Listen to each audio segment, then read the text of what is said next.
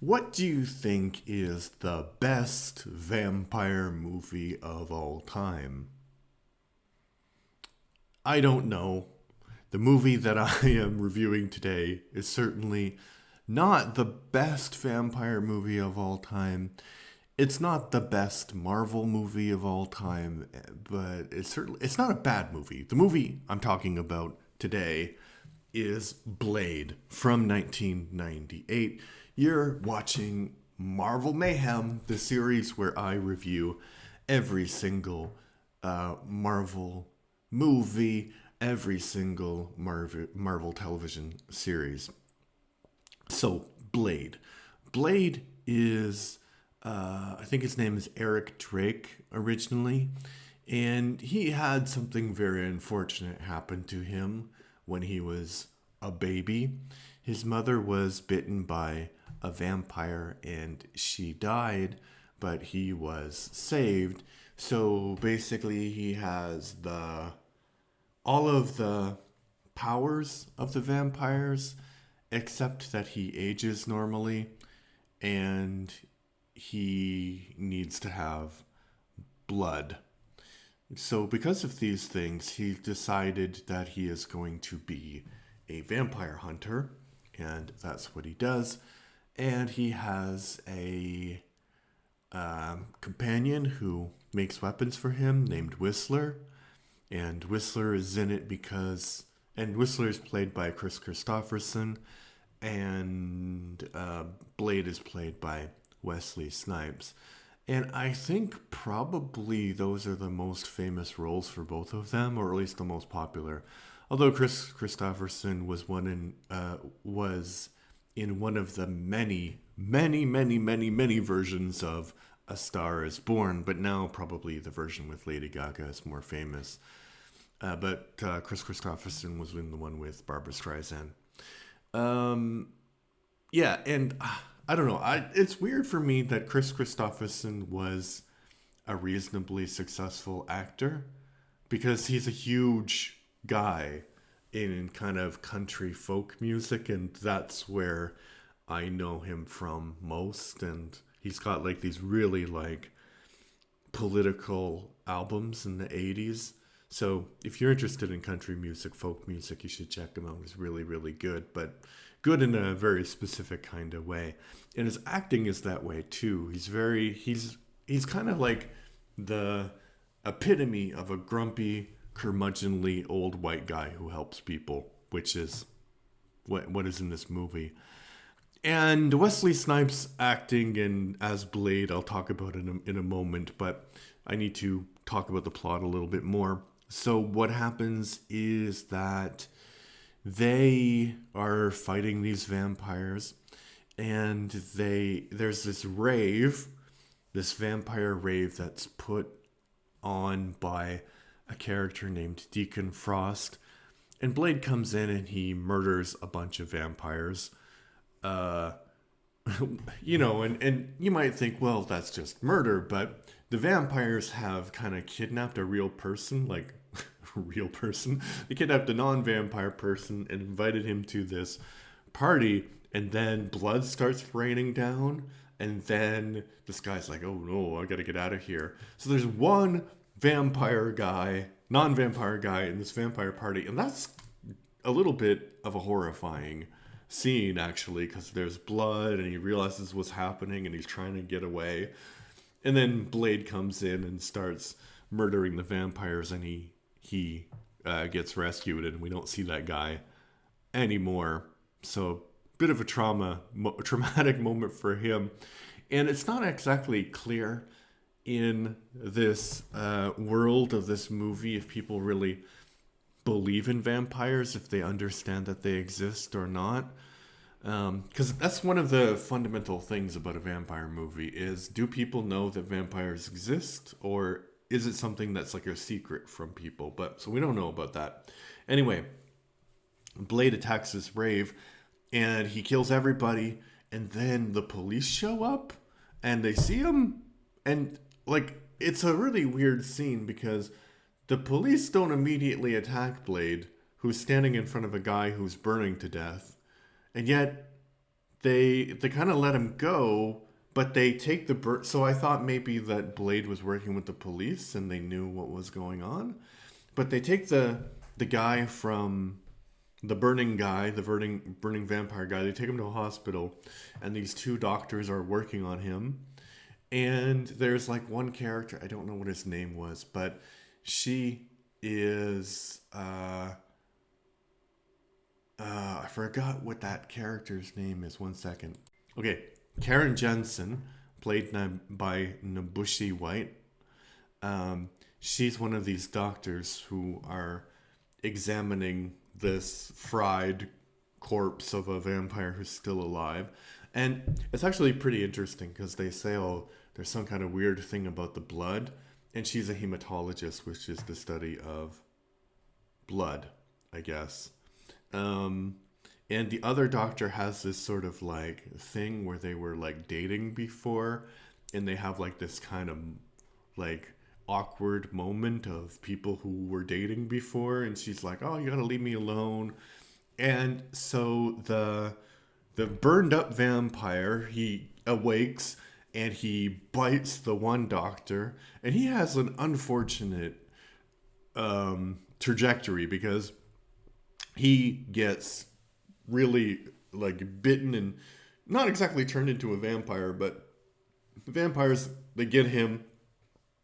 And then later there's a scene with Dr. Jensen and this guy, and he's been turned into a vampire and he's gone a little bit crazy, and they basically fed Jensen to him because he's a monster that eats everything, vampires and people and rats and whatever.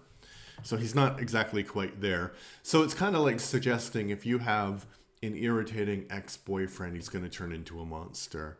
Which, maybe. I don't know. It depends on why that person was irritating. I felt a little bit bad for him because we didn't actually get the story of their relationship. It was just, she was momentarily irritated by the guy, and then he turns into an evil vampire. Not even an evil vampire, a sub-vampire kind of thing. Yes, but so she gets bitten too, but not as bad as that guy. And Blade kind of rescues her and tries to give her somewhat of a cure, Whistler does. And then they set her free and say, oh, you need to leave the city. And basically they use her as bait to kind of attract Deacon Frost to, to fight him. But he sends one of his familiars, and Blade beats him up. And Jensen is very upset about this because she's like, you used me. And it's one of those things where Blade, the character, has very few interactions with the female lead. And because they're he's the main lead and she's the female lead, they're going to end up together. Just because that's the type of movie this is. Anyway, so the main plot of the movie is that Deacon Frost is not a pure blood vampire, because in this world vampires are actually born. It's not just that you get turned to a vampire, which I don't know how that would work. Because obviously when you have a baby, if you don't know this, there's a lot of blood. So how would a vampire baby be born without the other vampires in the room getting like all, interested in what's happening? And maybe they go to human doctors. It's really weird. But anyway, there's like this class system of these pure blood vampires, and Deacon Frost is against this class system because he is like not a pure blood vampire. He was turned into a vampire. And the movie is really weird because vampires are supposed to have like these superpowers, but the purebloods, they don't do anything. They don't fight back. They're just snarky to Deacon Frost. And Deacon Frost kidnaps a bunch of them because, this is the main point of the plot, he's trying to do the sacrifice to resurrect the blood god, because they have this myth of the blood god who would like destroy humanity and, take the planet for vampires, I guess. So anyway, in the end, Deacon Frost becomes this blood god, and Blade and him have this fight, and Blade wins. Oh, and they have to get Blade's blood for this ritual as well because they need a Daywalker's blood. Yeah, so Blade is a Daywalker. And there's also a really weird part about it where um, his mom, Eric Drake's mom, so Blade's mom, died during childbirth. Like, that's the story. But at the end of the movie, she's alive and she's with Deacon Frost. So that means that Deacon Frost has been like monitoring Blade's existence for years because Blade at this point seems to be like a 40-year-old man. So Blade's been looking for the person who's killed his mother. And so Blade has been, Deacon Frost has been following him around. I don't know. It doesn't make any sense because also it's really weird because the mother character is like really sexual towards her son. And I guess the idea is that she's turned into a vampire, so she has no morality or whatsoever. But also, whether she died, the movie's saying she didn't die, so she got turned into a vampire. She got turned into a vampire. She had no interest in her son whatsoever. So she should have no feelings towards him at all. I guess the movie is just saying that Wesley Snipes' portrayal of Blade is just so sexy that everybody wants to be with him. All right, so that's the main plot of the movie. But is the movie actually any good? As I said, no. No, it's not. It's not bad, but it's not good either. So the thing that makes the movie not good, for the most part, is the special effects. This movie relied heavily on CGI in 1998, so it kind of looks like Mortal Kombat fatalities. That's the level of CGI we're working with. So, for example, when somebody gets staked, they kind of like, they disintegrate. And I think they used the same sort of effect in Buffy the Vampire Slayer, but it looked better, which is weird because that was a television show and this is a big budget movie production. And there's also, so that's kind of understandable, but then because Jensen is a hematologist, she comes up with some way of making some, and the kind of technobabble actually kind of makes a lot of sense in this movie, so that's a positive for it. But anyway, so they treat the vampiric condition as sort of like a blood infection, and that people can be infected. She calls it a sexually transmitted disease, which is probably true, right? But anyway, she comes up with this method where she can inject vampiric blood with some substance, and it has an explosive reaction. And so she's trying to find a cure, and that's how she comes up with it. So it kind of makes a lot of sense, actually, that you would come up with things that don't work as a cure. So that part is really good. But anyway, the visual effect so they've been using this, they use this as a weapon to blow up people, and they use it with this guy at the end, Deacon Frost, and oh my god, it just looks so bad. It looks horrible, horrible, horrible, horrible. He just like puffs up into bubbles and stuff. And you can tell that the people who were doing the effects were like, oh, this is going to be so great. It's going to be so awesome. People are going to love this effect. But I think like special effects are really, really hard because you have to do something that is unbelievable because basically you're trying to make a guy, his blood explode inside of his body, but you have to make it look realistic. Like, how would that look, like blood exploding in your body? And it's weird because no one has ever, I don't think anyone has ever seen blood explode in a person's body, but we still know what it would look like, because like subconsciously we know what rain looks like. We know all of these things because we experience the universe. So if a special effect doesn't look quite right, we don't suspend our disbelief. And I mean, it depends on the movie, right? little puppet Grogu, we will suspend our disbelief. And the CGI of Ruta the Hutt will suspend our disbelief. But in this movie, I think I can deal with the disintegrating skeleton effect. I can suspend my disbelief for that, but the exploding blood, I think it doesn't work. And the last thing to talk about is Wesley Snipes' acting or lack thereof. So you can tell it's clearly a movie where the actor does a line or does a look, and then there's a cut, and then the stuntman takes over the fight scenes.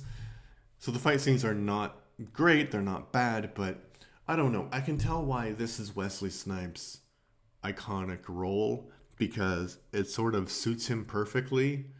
He's not, I don't know. I think maybe in White Men Can't Jump, he's more charismatic than in this movie, but he's basically like this archetype of an action hero from the 80s, right? He's got all like the one-liners, and it's clear that they don't know how to write a like a superhero character, right? Because this is based on Marvel, and Blade is a character in Marvel.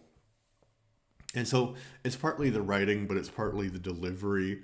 And about the writing, there are like some lines that don't make any sense. Like in the final confrontation with Deacon Frost, Blade says, "Oh, some beep are always trying to ice skate uphill." And it's like, that was the it's weird because that's the first time Blade ever uses any metaphors like that. Usually his sentences are like, "Oh, you're dead. Ooh, I'm here. Ooh, the world you know is not the real world." You know, very simple sentences. So it's enjoyable, and I don't think that any other actor would have done a comparable job to Wesley Snipes, but it's not a great movie. It's not even like you have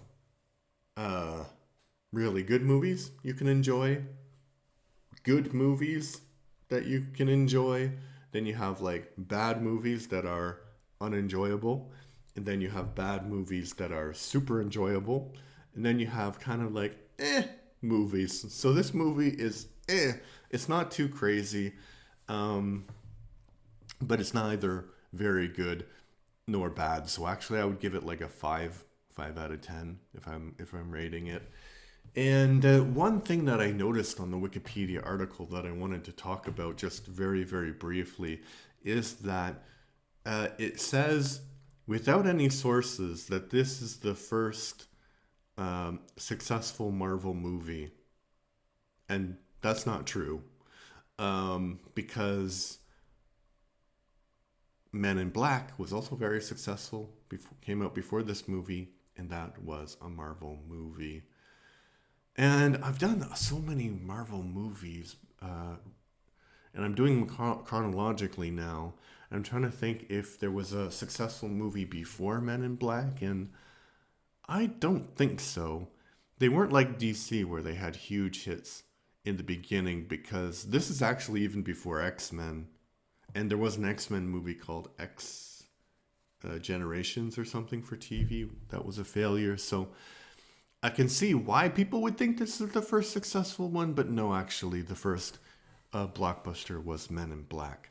And I think Men in Black is a better movie because the special effects hold up. And it's the same kind of vibe, right?